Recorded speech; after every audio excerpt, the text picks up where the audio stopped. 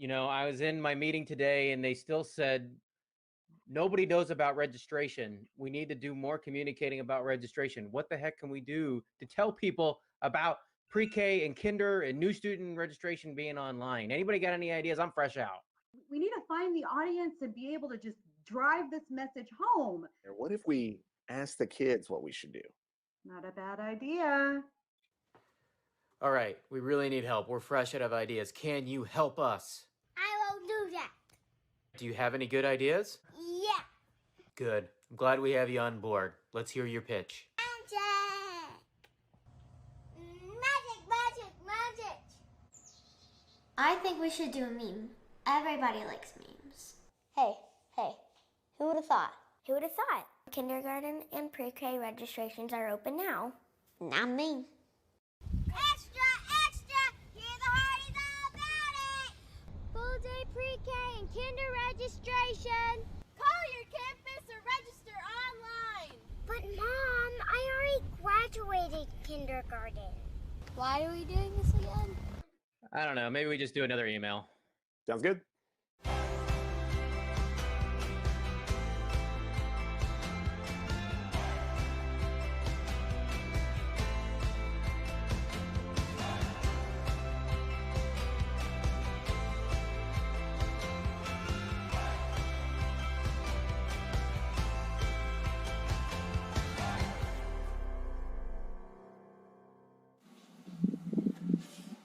Oh, hi.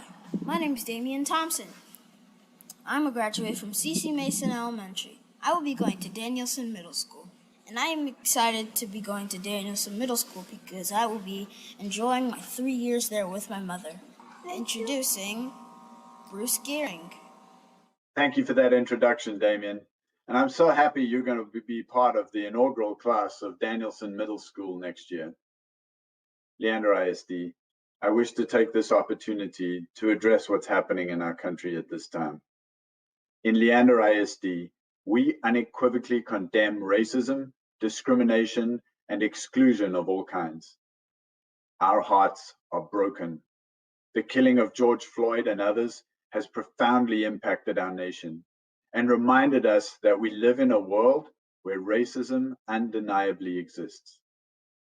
We acknowledge that racism exists in Leander ISD too. But our students matter, each and every one of them. We know it is time for action.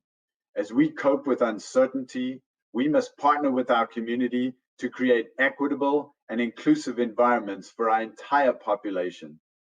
We create a better future for our students when we stand against racism and value the diverse culture of our community. Hope is not enough. As Leander ISD, we demand equity. Thank you. And with that, let's go do some learning with some of my friends. Hi, and welcome to another edition of Hot Topics with Let's Learn with Bruce and friends. I'm Chief Communications Officer Corey Ryan, and here are some of Bruce's friends and our Leander ISD experts and with answers to some of our hot topics, the things that we know are in your hearts and on your minds in Leander ISD. First, let's start about talking with our Senior Executive Director for Instructional Professional Learning, Susan Cole, about what are the focuses for professional learning for our Leander ISD staff. Hello, I'm Susan Cole, and I'm the Executive Director of Instruction and Professional Learning. And just giving you a few updates about our summer professional learning offered. So first of all, we are offering everything in a virtual way. Some sessions will be synchronous, some asynchronous, and we also have a hybrid model. There will be many sessions offered, some focused on technology integration, some sessions more content specific or instructional practices. We have sessions around leadership development and special program support and many, many more. So we're excited this summer to offer these sessions to our staff in Leander ISD. As we continue to plan for the 2020-21 school year, what is learning going to look like? There's a new idea or a new evolution of remote learning, and we're calling it virtual empowered learning. what is virtual empowered learning and what is happening for our instructional planning for the 2021 school year. Here's Chief Academic Officer Dr. Matt Bentz talking about virtual empowered learning. Hello, Leander ISD. This is Matt Bentz, your Chief Academic Officer, coming to you right now to talk to you a little bit about instructional planning that's occurring over the summer. We all know that there's a degree of uncertainty about how school might open in the fall. And so we have a lot of people working in groups and working together to plan for all possible contingencies. What we do know is that no matter what scenario we find ourselves in, we will be ready based on building those contingencies, and we will be ensuring that each and every student has a high quality learning experience that enables them to master the grade level standards for their classes. Second, we will be following all health and safety standards to ensure that our students are safe and are healthy no matter what facilities opening scenario that we are engaged in August. Finally, we will be offering a new and improved online option called Virtual Empowered Learning, which does build in the connectivity and interaction face-to-face between teachers and students that you have asked for in the surveys that we sent out to you. Congratulations again to the class of 2020 as we finished our school year and we're getting closer and closer to our July graduation dates. Is the district considering an outdoor option, and what could that look like for July? Here's one of our high school principals, Christine Simpson of Rouse, to talk about what is being considered for high school graduations in July. Hello, Leander ISD. My name is Christine Simpson. I'm the principal at Rouse High School, and I am here today at Gupton on behalf of all 6 high school principals to announce, after feedback and new information, we are adding a scenario 4 to our graduation options for July.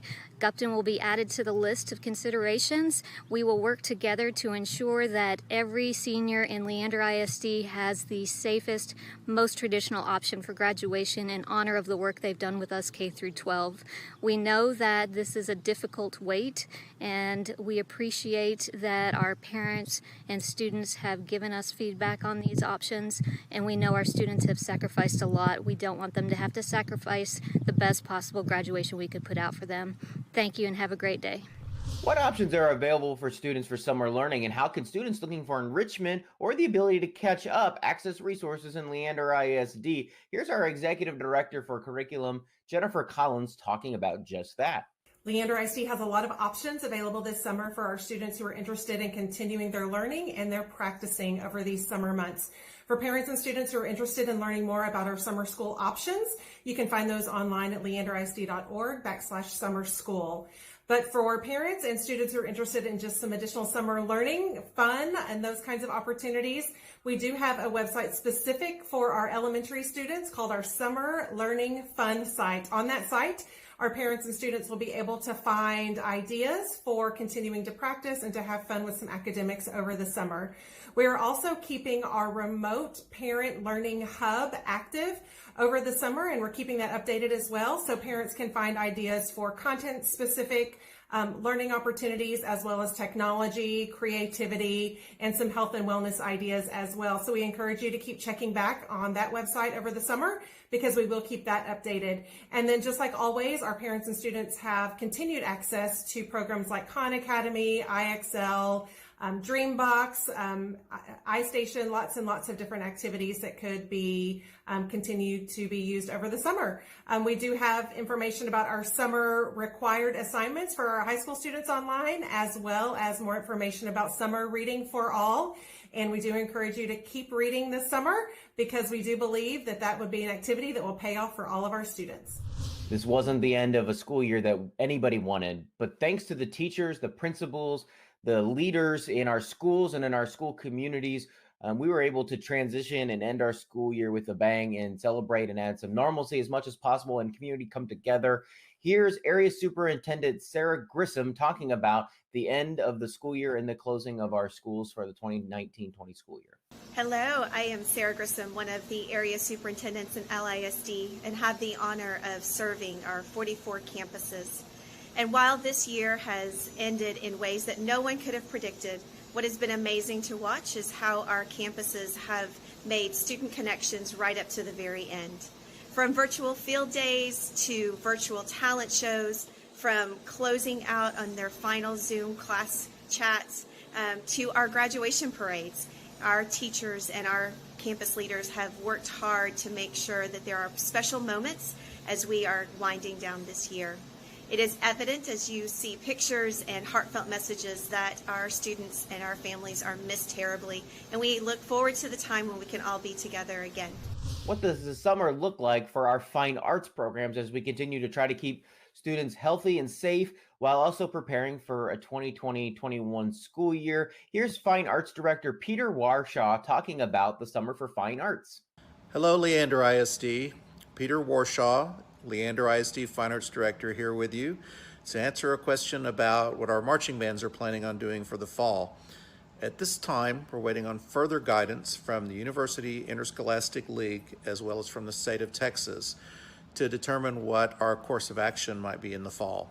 In the meantime, our directors are preparing for multiple scenarios, including operating as normal or some variation of what marching band season has looked like in the past. Stay safe and stay strong out there, everyone, and we'll see you soon. We're so excited to welcome our newest school to the LISD family this year. Danielson Middle School construction is going continuously fast and furious. Here's that school's principal, Mark Kohler, to give you an update about Danielson Middle School. Good afternoon, Leander ISD. My name is Mark Kohler. I'm the proud principal of Stacy K. Danielson Middle School, Leander ISD's 9th middle school opening up this fall. We are excited to invest, encourage, and impact all Bearcats the Stacy K. way. Stacy K. Danielson was a beloved teacher in Leander ISD, and we hope we can live out her legacy in this beautiful building. Construction is finishing up and should be complete and be ready to go as we receive kids this fall. As you can see right now, I'm in the student union, and it's just one of the beautiful places inside this building. I can't wait for you guys to come see us this fall so I can show you the rest. Have a great day and be safe. Thank you so much to our Leander ISD experts for helping us respond to the hot topics that we know are on the hearts and minds of our people. We know that the hottest topic right now is the response to the killings and murders and the protests and the generations of racism and systemic racism that we're facing. Thank you to Bruce for weighing in at the top of our show.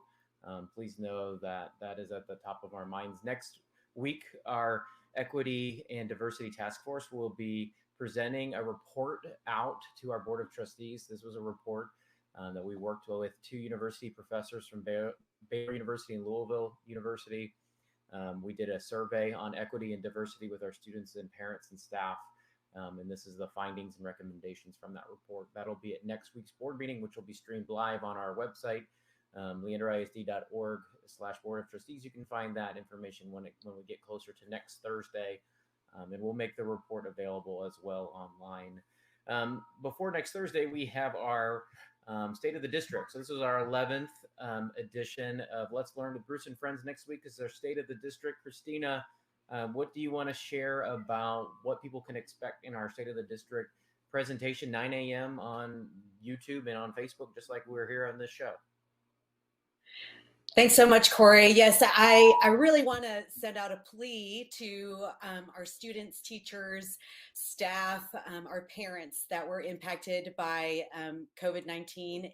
I think you could hear the sentiment from all of our district leadership that it was just not the spring that we envisioned. And I think a lot of us are feeling the need to sort of process what we've experienced over the last several weeks. And so there is a very unique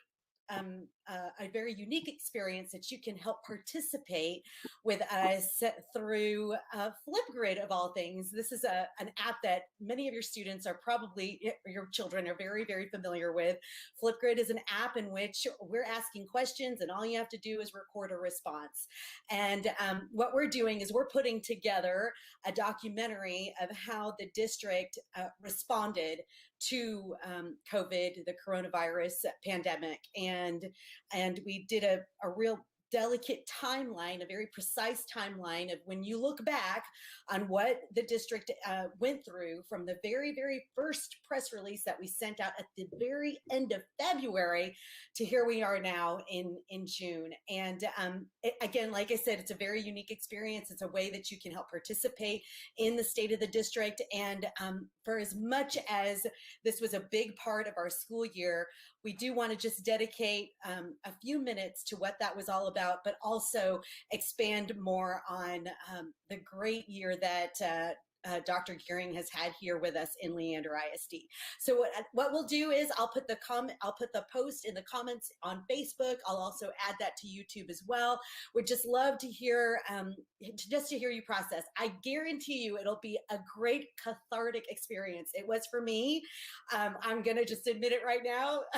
Remote learning was tough on the Hardys, and I have 4 girls, and we just, it was a very challenging time for us. And this will be a good way for you to process through all of those emotions and let us know by giving us feedback on what that experience was like. And then just also reflect on a lot of the beauty that came out of that experience as well. So thank you, Christina. Flipgrid.com/LISD COVID-19. She'll put the link in the comments on Facebook and on YouTube. And we're still taking personal narratives to go with the amazing stories and the videos and the clips and all the news coverage and things that we are able to use to tell the story of our respondents. And our story is your story. It's the story of our parents, our volunteers, our students, our staff, our teachers, in emergency remote learning. So thank you for sharing that. And now we have an awesome video because school's over. The teachers aren't teaching like we were just a week ago, but the work continues. And one of our big components is our summer feeding program, Child Nutrition Services. And that team has been working hard on our summer feeding, transitioning off of an emergency remote program. And Christina and Garrett from our Let's Learn with Bruce and Friends production team actually went behind the scenes with one of our child nutrition to help tell their story. So let's roll the clip, Garrett.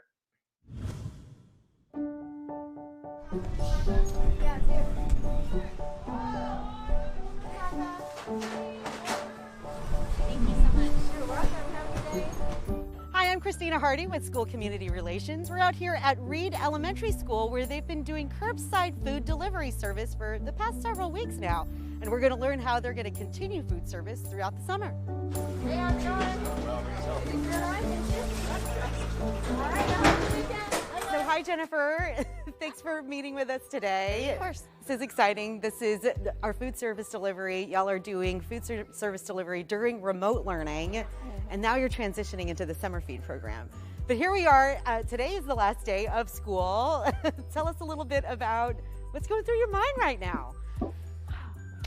It's a lot. I mean, it's the last day of school. It's not how we all intended it to be, but it's still pretty cool that we actually get to serve the kids and get to see the kids' reactions on the last day of school for lunch services. So just walk us through your day. Where do you start? And we can literally walk like through your day. Usually we just come in, get our temperature taken because the situation that's going on now. We come in and we just prep up and get everything set up for our day. We have one team that does that, and then we have another team that comes in here and they're making the food. Oh, wow. So we prep up the lunch items, and then we prep up the breakfast items. We have one person that'll help with cooking the breakfast, and we have one that's cooking the lunch items. When did they start? When did they start prepping the food, getting everything ready to go? First thing in the morning. We start like 6:30, 7 o'clock. Wow. 9 o'clock is when we actually start cooking our hot foods for our lunch items. So we all come out here, we set up our tents. We're using the ice cream cooler, so we put the milk and our breakfast items in there. Okay. And then we'll bring the racks out here. There is a system of operation out here as you rotate the food from over here to the actual delivery point. Yes. Wow. Yeah. Tell us a little bit about the kids that you see every day. You must have some really remarkable stories about them. It's really great to, one, see the kid, and they really like get excited for their bags.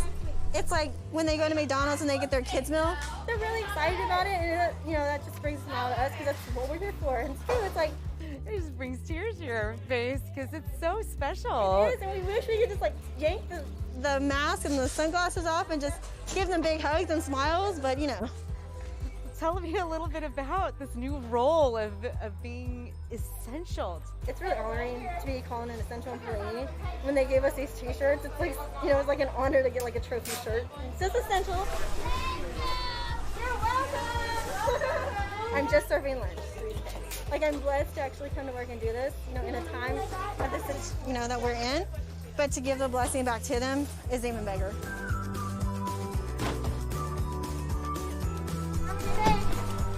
So typically child nutrition services would take a week off between the end of school until they started back with food delivery service. Instead, they're just going to make a seamless transition. So Monday through Friday, you can expect curbside food delivery service here at Reed Elementary, Running Brushy Middle School, and River Place Elementary School from 11:30 a.m. to 1:30 p.m.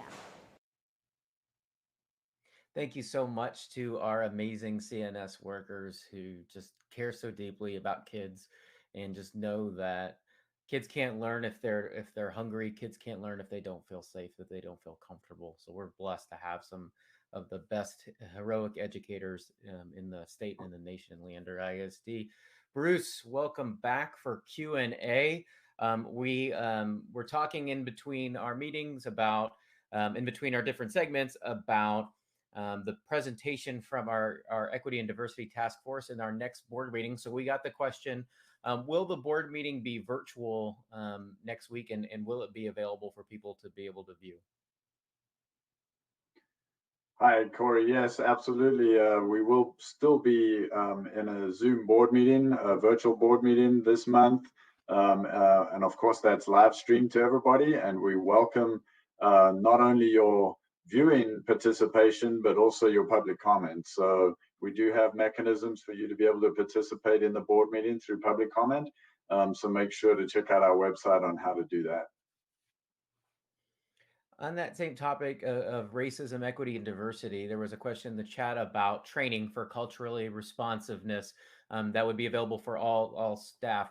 We know that there's going to be a presentation, a report at next week's board meeting, and it's the result of our crucial conversations that we had on diversity and equity with our community, with our students. We had a survey. We had a professor from Baylor, a professor from Louisville come in.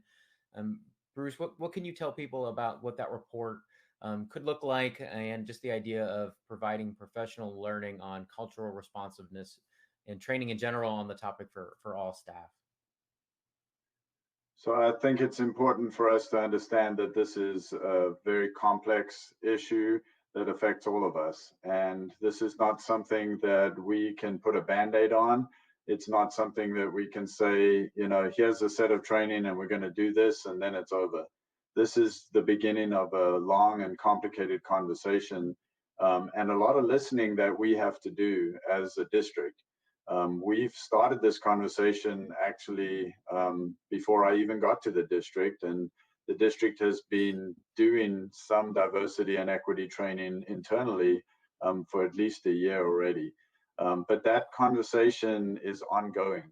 The conversations we had with the community in our 2 equity and diversity meetings were merely an opportunity for us to listen to what is happening outside of our immediate internal stakeholders, and what is happening outside in the community, and what are the effects of equity and diversity and racism in our district, and how do we begin to really open up that difficult conversation where we're listening, we're expressing, and we're working together with our internal and external community to make sure that we are doing what's right for our students, for our staff, and for our community as a whole. So we are committed 100% to moving forward with this conversation. We know we are not perfect. We know we've made mistakes, but we are committed to listening carefully and to working together with our staff, with our students, and with our community to make sure that each and every student and employee and adult in our system is treated with equity. Thank you so much, Bruce, for sharing that. And we're all looking forward to the findings of that report and being able to share that out with our community as part of our continuous improvement and efforts. We're getting questions about summer. summer school. We have a question about summer school, which will continue to be pass-fail for students as we continue to operate and work remotely. And we have questions about camps and things being offered. We heard from Peter Warshaw, our Director of Fine Arts and Hot Topics, that we're still looking for guidance from UIL about our summer programs and our summer practices for marching band and our fine arts programs. We heard from our athletic director, Jody Horman, last week about strength and conditioning camps, which will be starting here next week. We have information about those as we adhere to all of the safety guidelines and move all of those outdoors. Bruce, what else can you share about just summer programs and our approach as we move forward into the summer and the offerings that we have in the summer for students? Yes, thank you. We continue to be cautious. I will say our buildings are still closed for the month of June. We do have task forces working diligently on understanding what getting back together in person looks like in order to ensure the safety of our students, of our staff, and of our community. We intend to make some announcements about what options are possible in July and August on June the 19th. And then we will be making final decisions for which of those options we actually are going to execute in July and August by July the 16th. And so we do have timelines laid out for how that decision making gets done. But we are working very carefully and looking very closely at what other outside agencies are recommending, with really the safety of our students, our staff, and our community at the forefront of our decision making. Thank you so much, Bruce. And before we go to your closing message, I just want to give a little bit of information about our performance, because we have a special performance. Because it's a special group. Typically, we like to bring in teachers and we like to bring in students for this performance. But with school out, and we had our nursing team, which cares so much about knowing the component of making sure we keep our students, our community healthy, is learning, educating, and we know our parents need resources. We're blessed to have a nursing team that stepped up and wanted to do that. And that's what our performance is after Bruce's closing message is Cristin Wicketts, our Director of Health Services, with our school nurses, leading a animated book talk about and they're actually going to read the book and ask questions and guide you. It is the Coronavirus Book for Kids. So it's all about how you can talk to your kids, what kids need to be doing, and as we have our families stay safe. So thank you for our nurses for being our leaders in a health crisis and being able to step to the forefront for our performance. It's going to be longer than normal. We hope you stay tuned and watch it all. If not, we'll have the video after the fact, so you can tune back and watch it and share it and access the PDF of the book. It's accessible and available for anybody to use and republish and for your own learning. And with that, Bruce, would you like to share some closing thoughts on episode 11? Did you ever think we'd be doing 11 of these? And State of the District coming next week. Yes, thank you. I never anticipated that we would be communicating with our community in this way, but I think it's worked out really well. And I want to thank Corey, you and your team, for making all of this possible. I think it's certainly been healthy for us to communicate out, and hopefully people are getting something out of it out there. There is a saying that it takes a village to raise a child. And I truly believe that now is the time for us to come together in these uncertain times and make sure that we're helping each other. So we're not perfect, and we make mistakes, and we will continue to make mistakes. And we appreciate the grace of everybody in this process of understanding that we have to help each other up when we fall, and we have to be there for each other in order to make this work for all of us together. And so we have the opportunity for a better community as we go forward if we work together and we help each other. So thank you for being a part of our family. Thank you for trusting us with your most precious resource, your children. And thank you for working together with us as we go forward. And with that, let's go see what our fabulous nurses are up to. Hi, Leander ISD. This is Nurse Cristin, your district nurse. I found a book I'd like to read along with you, and a few of our campus nurses will be making a special appearance. I hope you enjoy it. I'd like to share a book with you called Coronavirus, a book for children, by Elizabeth Jenner, Kate Wilson, and Nia Roberts. Illustrations by Alex Scheffler. There's a new word you may have heard. You might hear people talking about it, or you might hear it on the news. This is the reason you're not going to school. This is the reason you can't go outside very often or visit your friends. It might be the reason why the grown-up or grown-ups who look after you are at home. The word is coronavirus. Hi, Nurse Cristin. This is Nurse Kim from 4 Points Middle School. What is the coronavirus? That's a great question, Nurse Kim. The coronavirus is a kind of virus. Viruses are tiny germs that are so small that you can't see them. They're so light that they can float through the air in tiny drops of water, and they can sit on your skin without you feeling them. And some of these germs get inside you. They can use your body to make more germs, and that can make you ill. There are lots of different sorts of coronaviruses, and some of them infect people. If you have been infected with one of these coronaviruses, all you probably had was a snotty nose or a cough. But when this completely new coronavirus germ gets inside a human body, it causes an illness called COVID-19. When people talk about catching the coronavirus, they're talking about this illness. Hi, Nurse Cristin. This is Lori Parham, school nurse at Vista Ridge High School. How do you catch coronavirus? Nurse Lori, because the coronavirus is new, scientists don't know everything about it yet. But they think there are two main ways that people can catch it. Coronavirus germs live in people's throats and mouths. When someone who has the coronavirus coughs or sneezes or breathes out, the germs come out through their mouth in tiny drops of water. Though you can't see the germs, you can sometimes see tiny drops. In cold weather, they make a cloud of steam. So if someone else accidentally breathes in the air with the coronavirus germs in it, they would probably get the illness. It's easy to get the coronavirus germs from inside your body on your hands when you touch your nose or your mouth. If the person with the coronavirus germs on their hands uses a door, the invisible germs can live on the handle for hours. When someone else opens the door, they get the germs on their hands too. And if they touch their nose or mouth, the germs can get into their body. Hi, Nurse Cristin. This is Nurse Susan from Cox Elementary. How do you catch the coronavirus? Nurse Susan, some people, particularly most children, hardly feel ill at all when they get the coronavirus. But they still have coronavirus germs in their body that they could give to someone else by mistake.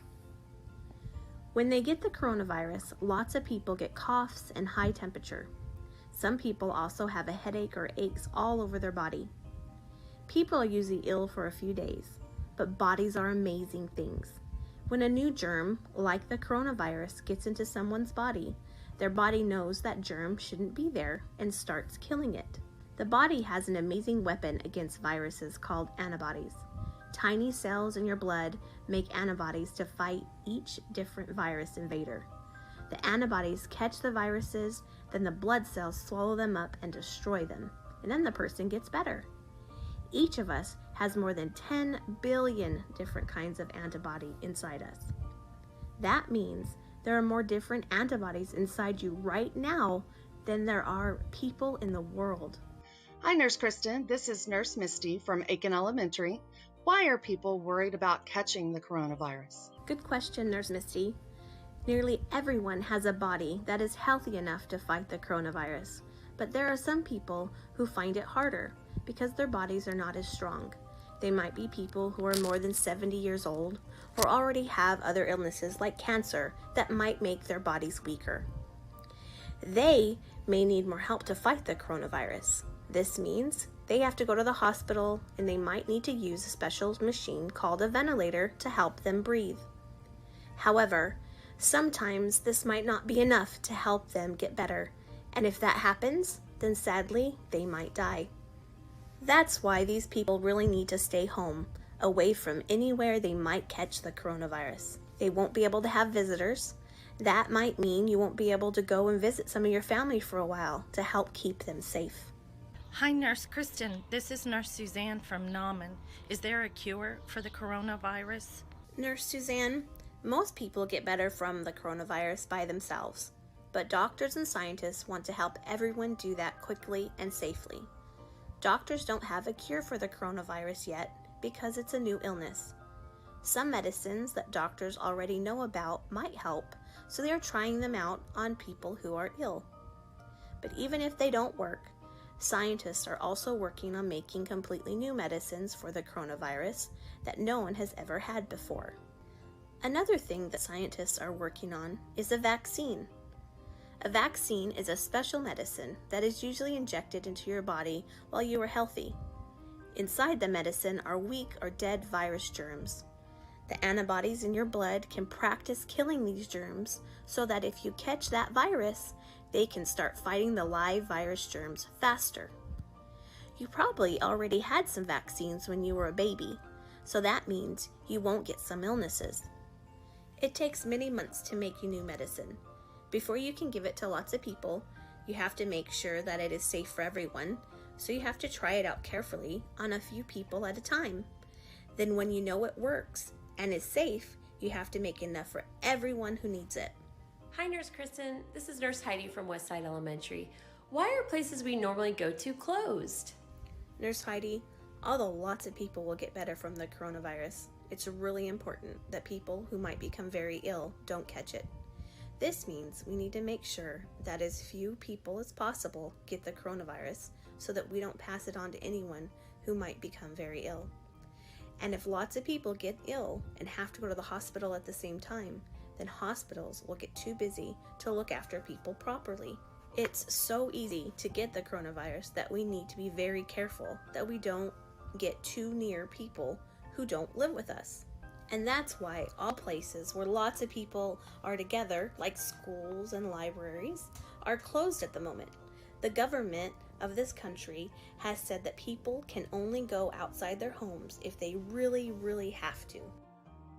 Some people, like doctors or nurses, or people who work in food shops, or people who deliver things to our homes, have to go out of their homes to go to work. Most people can also go out of their home if they need to buy food or to exercise, but they must be very careful not to go near anyone else. If you or anyone in your family feels ill and thinks they might have the coronavirus, you can't come out of your home for all of 2 weeks. We all have to stay at home to protect the people who will find it hard to fight the coronavirus. Hi, Nurse Cristin. This is Nurse Tara from Cedar Park High School. I was wondering, what is it like to be home all the time? Nurse Tara, sometimes being at home with the people you live with can be great fun. You can do things together that you wouldn't normally do when you're at school or when the grown-ups are at work. Being at home all the time can make you have certain feelings. Sometimes you may feel bored. You're going to miss your friends. Sometimes you're going to feel angry. Sometimes you're going to feel sad. These are all normal things to feel, and everyone who lives with you probably feels the same way sometimes, even if they try not to show it. The grown-up or grown-ups who look after you might also feel worried. Sometimes they might feel worried about work. Sometimes it might be hard for them to buy the things you all need, and that might worry them too. If you are worried, talk about your worries with a grown-up who looks after you. If you are still going to school, maybe you could talk to a teacher, or maybe you can talk to a teacher or someone else in your family on the phone or by using a computer or a tablet. Hi, Nurse Cristin. It's Nurse Tina from Winkley. What can I do to help? Great question, Nurse Tina. You are already helping a lot by staying at home, but you can also help by taking extra care to make sure you don't catch or pass on the coronavirus to anybody else. Did you know that viruses are killed by soap? If you wash your hands really carefully and for long enough, you won't have any coronavirus germs on your hands. You can sing a song while you wash your hands to make sure you are washing them for long enough to sing happy birthday twice. If you have to wipe or blow your nose, use a tissue and put it in the bin straight away. Remember to wash your hands too, because the coronavirus lives in your snot and can get onto your hands from the tissue. If you have to cough or sneeze, do it into the inside corner of your elbow, not on your hand. Then you can't give the coronavirus to other people that way. If everyone does these things, it'll make a big difference. Another important thing you can do is to be kind to the people that you live with. Things will be different and perhaps difficult for all of you. If you live with brothers and sisters, you might sometimes find them annoying, but try not to fight with them. If you live with grown-ups, maybe you can help them by doing what you've been asked to do or giving them a big hug. If you're not at school, do your schoolwork. It will help to keep your mind busy so that you won't be bored. And then, when you go back to school, you will have learned a lot. If you don't have a screen of your own, talk about how you can share screen time fairly with everyone who needs it. Remember, grown-ups who live with you might have to do work as well. If they do, you can help them by not disturbing them when they are trying to work. Then they will be more likely to have time to do fun things with you. Maybe you can make a list of things that you would like to do with them. Hi, Nurse Cristin. This is Nurse Paula from Laura Bush Elementary. What's going to happen next? Nurse Paula, this is a strange time for everybody, and it's happening all over the world. But if we are all careful and we all stay at home, we are doing what we can to stop the coronavirus from spreading. And that gives the scientists and doctors time to work out how to cure the illness and maybe stop people from getting it altogether by using medicine and vaccines. One day, quite soon, though nobody knows exactly when, you'll be able to visit people you love who don't live with you, play with your friends, go to school again, and do lots of other things that you enjoy, but that you can't do right now. One day, this strange time will be over. Once it's over, we will know we did it together.